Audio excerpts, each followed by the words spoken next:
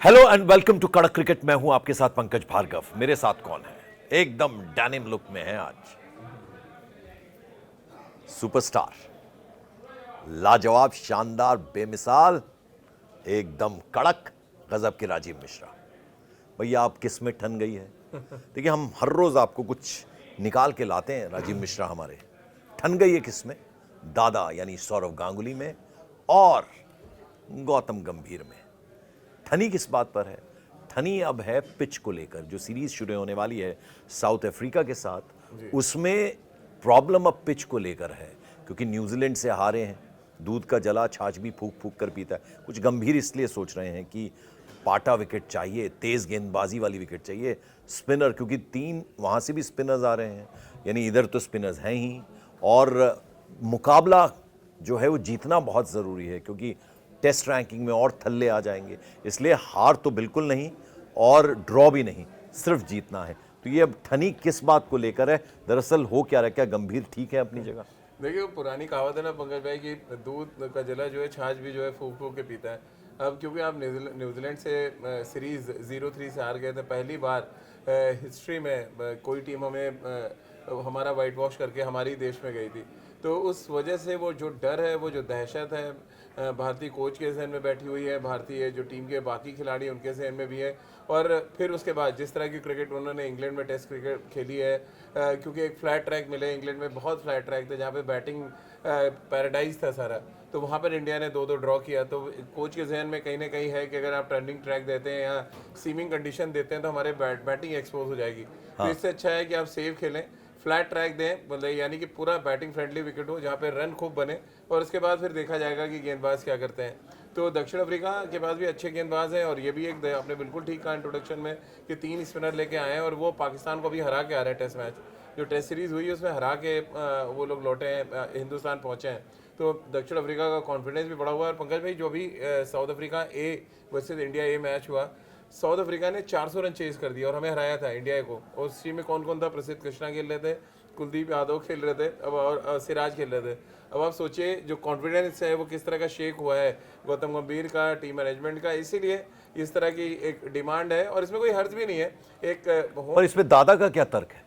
नहीं, दादा तो देखिए, दादा का सिर्फ इतना रोल है कि वो क्रिकेट एसोसिएशन बंगाल के प्रेसिडेंट है। वो ताकीद कर सकते हैं पिच क्यूरेटर को कि पिच जो है जो हमारे होम टीम के एडवांटेज के हिसाब से बनाई जाए। लेकिन हमारा होम एडवांटेज तो हमेशा से स्पिन गेंदबाजी रहा है। मुझे याद है अजहरुद्दीन जब कप्तान थे पंकज भाई, तो 3 दिन में कहते थे कि मैं यार हमें ऐसे विकेट चाहिए जो हम 3 दिन में खत्म हो जाए मैच, ताकि हम 2 दिन शॉपिंग कर पाए। क्योंकि हमारे साथ ये होता था, जब हम ऑस्ट्रेलिया इंग्लैंड जाते तो मैच 3 दिन में हारते थे, तब भी शॉपिंग होती थी, यहाँ भी शॉपिंग होती थी।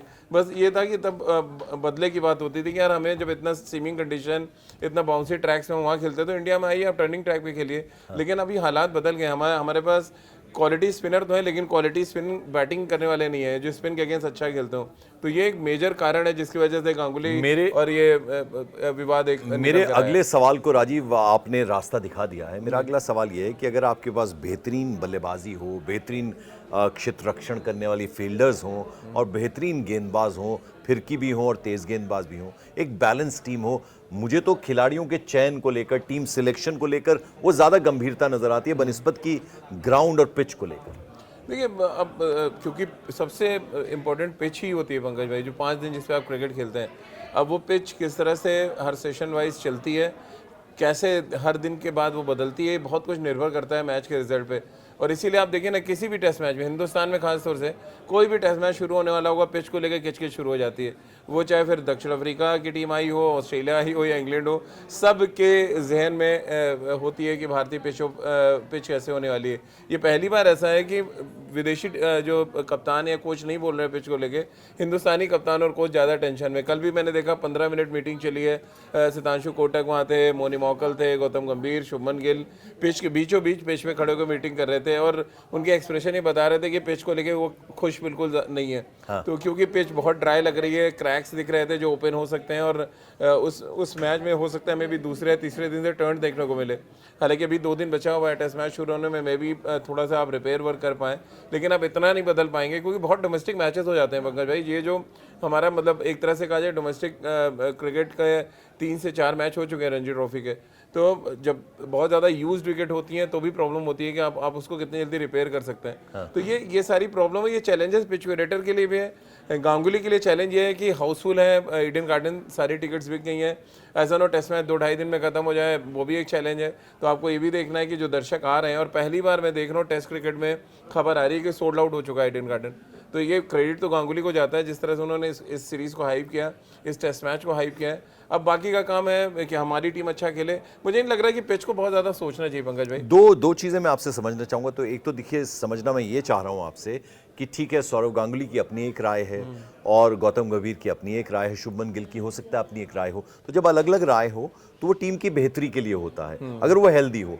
मनभेद और मतभेद में जितना फर्क होता है, तो क्या मैं सही हूं यहाँ जब आपसे ये बात कर रहा हूं? और दूसरा, मैंने जो इंट्रोडक्शन में कहा था कि हार तो कतई नहीं और ड्रॉ भी नहीं, वो किस लिए जरूरी है? नहीं देखिए, एक तो पॉइंट टेबल पे अगर हम नजर डालेंगे, जो वर्ल्ड टेस्ट चैंपियनशिप का ये साइकिल चल रहा है, यानी 2025 से 27 तक का, इसमें हम चौथे नंबर पे हैं। क्योंकि आपको याद होगा, इंग्लैंड में हम 2 टेस्ट मैच हारे हैं, तो हमारे पॉइंट्स भी वहाँ कटे हैं। यहाँ पे वेस्ट इंडीज़ के खिलाफ अगर आप देखें, हमने मैच ज़रूर जीता है, लेकिन वो पॉइंट्स उतने नहीं मिले।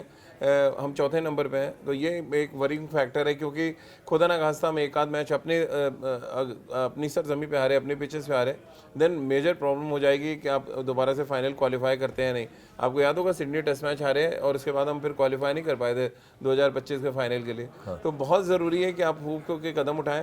पिच को मुझे लग रहा है बहुत ज़्यादा तवज्जो नहीं देके आप अच्छी क्रिकेट खेलने में ध्यान दें। क्योंकि इंग्लैंड में तो आपके हाथ में था नहीं, आप पिच बनाए, वहाँ पे आपने अच्छी क्रिकेट खेली, आपने ड्रॉ किया सीरीज। हालांकि आप 2 टेस्ट मैच हारे वहाँ ज़रूर, हारने पे पॉइंट्स कटते हैं, ये बात शुभमन को भी पता है और गंभीर को भी पता है। तो ये देखना उनको लिए बहुत इंटरेस्टिंग है ये सीरीज़ खासतौर से, क्योंकि इस लेग की यानी 2025 से 27 तक का ये सबसे इंपॉर्टेंट सीरीज़ है भारत के लिए। सबसे टफ टीम है जिसके अगेंस्ट इनको खेलना है होम कंडीशन में, और वो टीम है जो वर्ल्ड टेस्ट चैंपियन अभी जीत के आ रही है, चैंपियनशिप 25 का। तो बड़ा ही बहुत ही इंटरेस्टिंग है। और मैं तो ईडन में जो कुछ चल रहा है, अब देखिए उसमें गंभीर तभी इंटरवीन करेंगे जब उनसे डायरेक्टली कहा जाएगा जाके कि भाई आप देख लें जरा, पिच जो है क्यूरेटर नहीं सुन रहा है। अभी फिलहाल इशारों में बात चल रही है, गंभीर अपनी नाखुशी दिखा रहे हैं, पिच क्यूरेटर कह रहा है हमें जो इंस्ट्रक्शन मिलेगा हमारी स्टेट एसोसिएशन की तरफ से, हम वैसे ही काम करेंगे। तो एक्चुअली वो एक बार फिर कम्युनिकेशन गैप दिख रहा है और कुछ नहीं है। ये तो देखिए सीधा सा, गांगुली भी कैप्टन रहे, गांगुली जाते थे बोलते थे, जो स्टेट एसोसिएशन के क्यूरेटर होते थे वाया उनके प्रेसिडेंट, कि यार हमें ऐसी पिचेस चाहिए। अब डायरेक्ट आप पिच क्यूरेटर को बोलेंगे, आधा तो वैसे भी उनको हिंदी समझ नहीं आती है। आपको पता है एक लैंग्वेज बैरियर बहुत तगड़ा है बंगाल में। उस पर अगर आप इस तरह के कम्युनिकेशन गैप करेंगे तो मांगेंगे कुछ, वो पिच कहीं और मिल गई तो फिर थोड़ा दिक्कत है। सवाल मेरा वही था कि कम्युनिकेशन गैप नहीं होना चाहिए, बहुत सही बात है। लेकिन अगर अलग अलग राय रखते हैं कप्तान, कोच और सौरव गांगुली, चूंकि वो भी पिक्चर में हमने शुरुआत इस बात से की थी कि दोनों में ठनी हुई है, तो क्या आपको लगता है कि ये हेल्दी साइन होता है एक तरह का? नहीं, हेल्दी साइन नहीं है, ये प्योर ईगो प्रॉब्लम है। मैं इसको लगता है कि यार गौतम गंभीर सोचते हैं कि मैं क्यों जाके बात करूंगा, और फिर वो भी चाह रहे हैं कि नहीं, उसके बाद जो उनका प्लान है कि हम फ्लैट ट्रैक पे खेलेंगे वो भी मिल जाए। तो दोनों चीज़ें नहीं हो सकती, आपको तो बात करनी पड़ेगी जाके कि यार। पर ईडन गार्डन्स को बहुत अच्छे से गौतम गंभीर जानते हैं, आईपीएल में कप्तानी की है। वो जानना अलग बात है, लेकिन वो किसके अंडर में आता है, वो किसकी सुनेगा, ये भी तो देखना पड़ेगा। पिच क्यूरेटर तो आता है क्रिकेट एसोसिएशन बंगाल का एम्प्लॉय है, ना कि वो बीसीसीआई का एम्प्लॉय है। तो क्रिकेट एसोसिएशन बंगाल की वो सुनेगा, या गौतम गंभीर का एम्प्लॉय नहीं है, या शुभमन गिल का वो एम्प्लॉय नहीं है। तो आपको काम कराना तो प्यार से काम कराना पड़ेगा वहाँ पे। और अब देखिए दिन बहुत कम बचे पंकज भाई, अब तो बहुत ज़्यादा चेंजेस हो नहीं सकते हैं।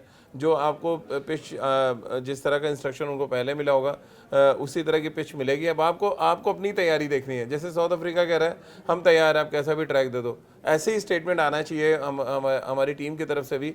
आज रेयान डेस्कोटे जो असिस्टेंट कोच हैं आए भी प्रेस कॉन्फ्रेंस में, एक अच्छी चीज़ उन्होंने की है पहली बार कि उन्होंने बता दिया कि ध्रुव जुरेल खेल रहे हैं ये मैच। यानी अब एक चीज़ तो तय हो गई कि नीतीश रेड्डी बाहर बैठेंगे। अब नीतीश रेड्डी के बाहर बैठने का मतलब पंकज भाई आप अंदाजा लगाइए कि उनको भी अंदाजा लग गया है कि ये टर्निंग ट्रैक है। स्पिनर्स को मदद मिलेगी, नहीं तो आप एक एक्स्ट्रा सीमर खिलाते, आप एक स्पिनिंग ऑलराउंडर बाहर बिठा देते। तो ये सारे संकेत मिल रहे हैं जो दिखाते हैं कि हाँ, गांगुली से अगर स्ट्रेट अवे बात नहीं करी है उन्होंने तो उसका खामियाजा ही भुगत रहे हैं कि वो जिस तरह की पिच चाह रहे थे उससे उल्टा पिच मिल रही है। और न्यूजीलैंड वाला कांड होने का जो डर है वो है गंभीर के। अब 2-3 चीज़ें मैं जल्दी आपसे पूछना चाहूँगा। वेदर फोरकास्ट क्या कह रहा है पहले टेस्ट मैच के लिए, और ईडन गार्डन्स जो हैं वहाँ हमारा टेस्ट मैचेस में रिकॉर्ड कैसा है, और विपक्षी टीम जो है उनसे हम कितने मजबूत हैं, और टीम जिस तरह की बनेगी तो we are superior than South Africa in all senses, या कुछ भी हो सकता है? नहीं देखिए, टीम तो बराबर की है। पहले नीचे वाले इस सवाल से शुरू करते हैं। बहुत ही इवनली पॉइज्ड है दोनों टीमें। बहुत अच्छे गेंदबाज हैं दोनों टीमों के पास। और देखिए एक जब भी कलकत्ता में मैच होता है पंकज, एक बड़ा इंटरेस्टिंग फैक्टर है, आप कितना भी टर्निंग ट्रैक बना दें, वो शाम को आधे घंटे 40 मिनट का जो टाइम है वहाँ पे बॉल स्विंग करता है, क्योंकि हुगली नदी बिल्कुल जस्ट पीछे, और थोड़ा सा जब ब्रीज चलती है वो तो वहाँ रिवर्स स्विंग बहुत अच्छा होता है। तो क्योंकि अब साउथ अफ्रीका के पास भी मार्को एंसन है, रबाडा है, उनके पास अच्छा बॉलिंग अटैक है, लुंगी नगड़ी है। अगर आप हमारे तरफ जाएँ तो हम सिर्फ 2 सीमर खिलाने के मूड में हैं, यानी जसप्रीत बुमराह और सिराज।